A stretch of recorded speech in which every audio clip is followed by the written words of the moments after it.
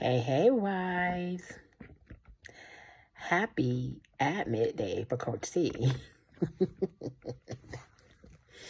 Happy Admit Day for me. Listen, y'all know what I'm doing Admit Day. Every now and then I need to take a little break. But I wanted to come in and share with you for a moment the word that was spoke about today in church and reminded me of my story. So y'all know we walking in Holy Week. This is, Passion Week for Christians. They call it the Christian Super Bowl. Be preparing for Easter.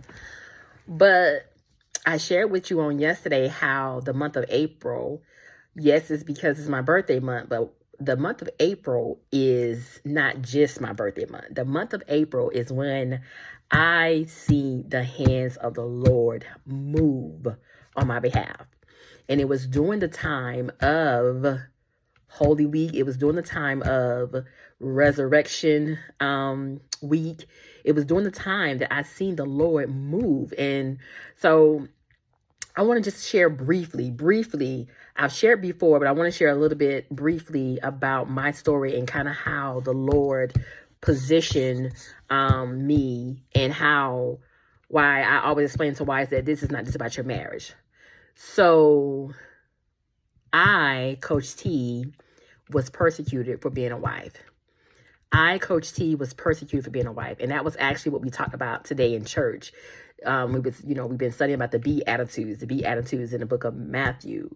And the pastor brought up about being persecuted. And one of the things he brought up was sometimes in marriages, which is one of the hardest places to be in, where you are married to an unbeliever. Maybe, originally going into the marriage, both of you were unbelievers. And then all of a sudden one day you made a decision and say, hey, I want to change my life over, give my life over to God, give my life over to Christ, and really walk with him wholeheartedly. But your spouse had not caught up with that yet. Your spouse had not got to that part. So, let's go to, I want to go to April. I'm just going to go to April with my story. Before my husband came home, the Lord used my husband's mom as the person to kind of get, me and my husband back to talking or whatever. Because my husband and I, when we were going through our separation, we were not communicating. And so I shared this before, the Lord told me, call, your mother-in-law and tell her, happy birthday or whatever. Because her birthday is also in this month. And so I was like, I don't want to do that, Lord. I don't want to do that. And so he would not let me rest with it. And so eventually I ended up reaching out to her. She shared that, she was coming into town and that, she wanted to see us, this and that and the other. Well, fast forward, she ended up coming to town. It was Easter weekend. And I remember like being really frustrated at Easter because it's like they was, I don't play by getting to church on time, y'all. My kids knew growing up, even my husband, he looked like I'm crazy. I am like a drill sergeant in the morning time when it's time to go to worship. Get up, let's go. This is what time it is. We gotta move. I'm a drill sergeant, okay? And so I don't like being late for church. And so when I went to go pick her up or whatever from my husband's apartment, which I did not know that's where he was, living at. I think I shared with you guys before. I told you when I had went to my husband's apartment before, the Lord told me that he wasn't there anymore. Well, when he went to his new place, the Lord had already, he had kind of gave me, an idea of, where he was, and he was going to bring it to my attention about, where he was going to stay at. Well, I just so happened to be, on Facebook then, and I looked on my mother-in-law's page, and she had shared the location. Anyhow, I got the address, not from the location, but from her, from my husband actually, because he reached out and said, my mom, she wants you to take her to some stores, take her shopping, this and that and other. And so I got the address. I went to go and pick her up, but they had me running behind. Got to church. We got to church like after it was like almost over. Y'all know I was hot. And so when we went in, the song that they were playing was "The Cross Has the Final Word." And for the ones who have, I share, on my, with my wives in my curriculum, I share the cross. And one of the things I put on the cross is, my 4 pillars, which side of the cross you need to, really prioritize today. That's where that comes from, wife. It comes from that. And so, they were singing that song. And I don't know what happened because we was not in the main sanctuary. We was actually in the overflow room because we was late. And it's Easter. It's the Super Bowl for Christians. So you was going to be, you got to be there early in order for you to get what get a good seat. And so showing up, they was singing that song. And I remember lifting my hands up and singing, and something came over me. And I remember the Lord saying to me, he said, "Are you trying to take her to church, or are you trying to show her to church? Are you trying to take her to church, or are you trying to show her to church?" Well, I didn't know what that meant, right? I didn't know what that meant. So we go on or whatever. That was that. So the end of that month, I had a birthday party. I had a birthday celebration. And I always said that celebration, I feel like the Lord, he preordained that party because it was not something that I had planned. And so I was turning that number. And so it was the number of redemption. It was the number of redemption.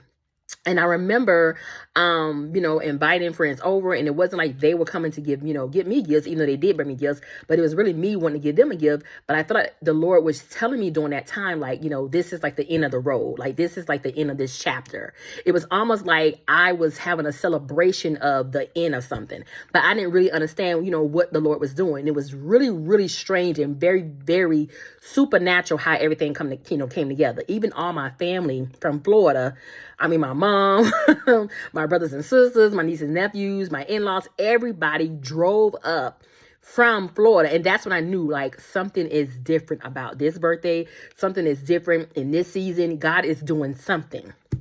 Well, shortly after that, which was the top of the month of May, that's when my husband reached out to me. He reached out to me and let me know, hey, I need you to take me to the hospital. Something's wrong, whatever. Y'all have heard this story before.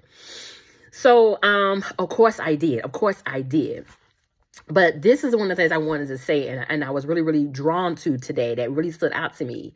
I always share with you that, God had talked to me about my calling way before me and my husband marriage ever, went left. God had already talked to me way before.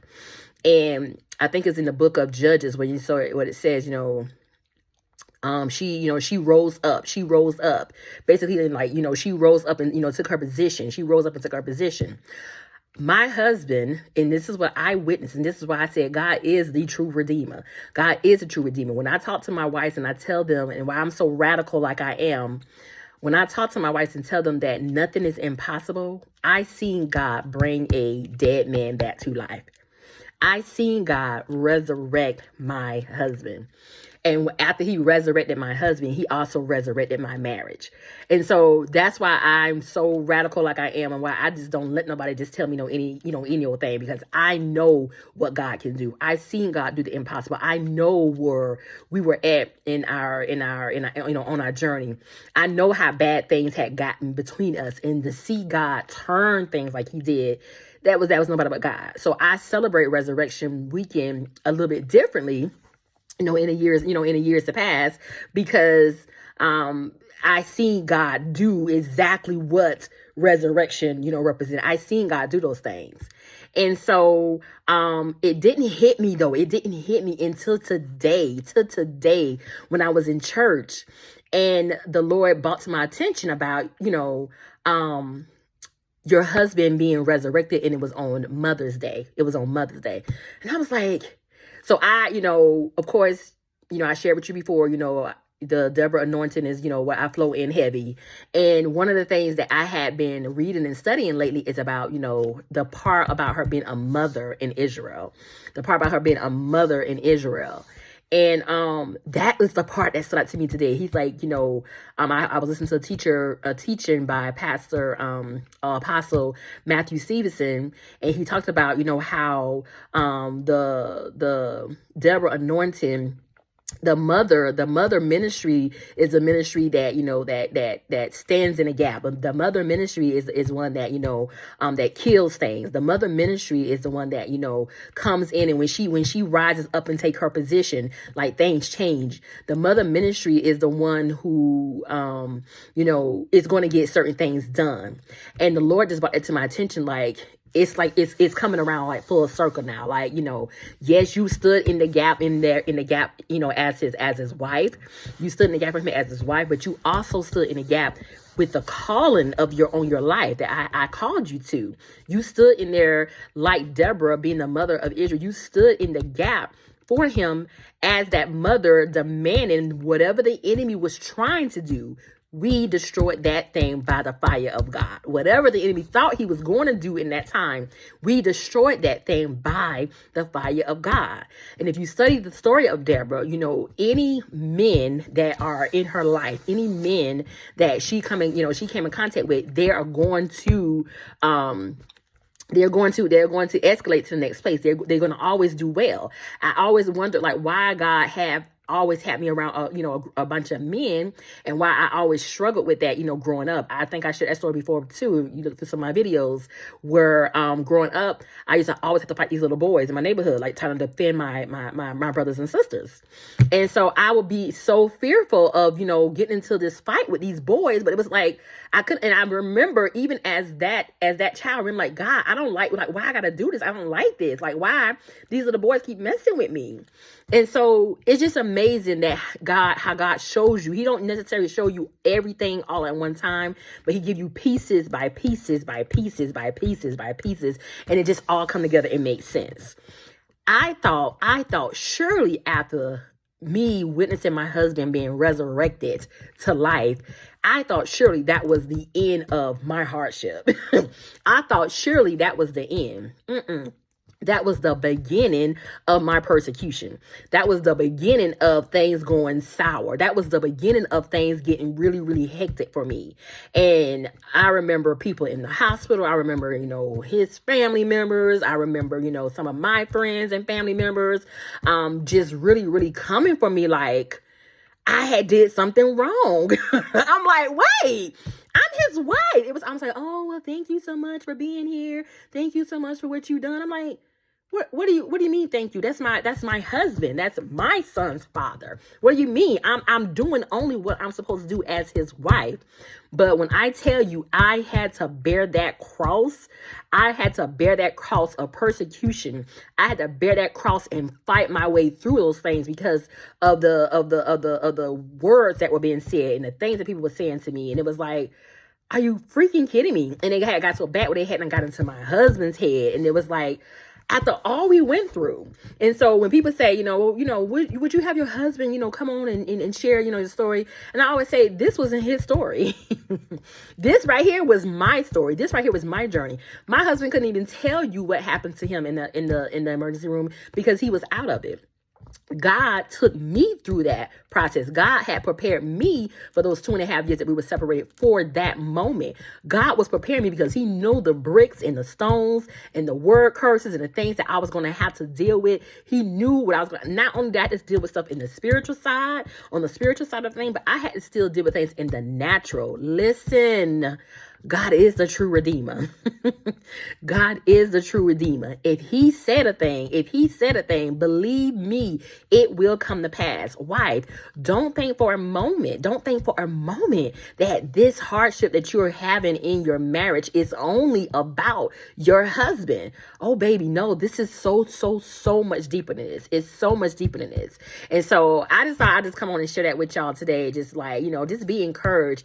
It's so much bigger. God brought to my attention today, this day, April 2nd of 2023, and reminded me, like, you didn't even know the reason why I allowed this happens to happen around this time. Your husband was resurrected on Mother's Day. You became the mother in that moment, not just a natural mother to your children, not his mother, but you became a mother in the spirit. You became your part of your anointing was developed in that hospital room. Part of your development was that had taken place in that hospital room. And so that's why I don't trip about people who just in past, people, say certain things about, not necessarily, just me as a coach or whatever, my story. Nobody can take away your story, nobody can take away, your story. I don't trip about, comparing myself to other coaches. I had a wife before, I had this coach who do this, but what makes you so different? What make your you so better than this coach? It's like, first of all, as coaches, we all have something that we bring to the table. All of us have different stories, And so when it comes down to that, I don't trip at that because I know what God has called me into. I am so solid in that now. I know what God has called me into. I know what God gave me as my assignment. I know what I'm supposed to be doing on this journey. And so just hit that today, it was almost like, there it goes again. There it goes again. God did it again. Just really showing you, I place you in this, in this position for a specific reason. I place you here at this time, during this time for a specific reason. You have power and authority to do. You are equipped to do what I have called you to do. And why? You have to understand God is trying to get you there too. God is trying to get you to that place on your journey as well. This thing with your marriage separation is so much bigger than your marriage. It's so much bigger. Listen. So on that note, I want to encourage you, if you are still struggling and trying to figure out how I'm supposed to do this thing, how I'm supposed to navigate through, this marriage separation, I want to encourage you, sign up today for your wife consultation. You can do so at www.marriagechroniclesbytanika.com. All right. Talk to y'all soon. Blessings.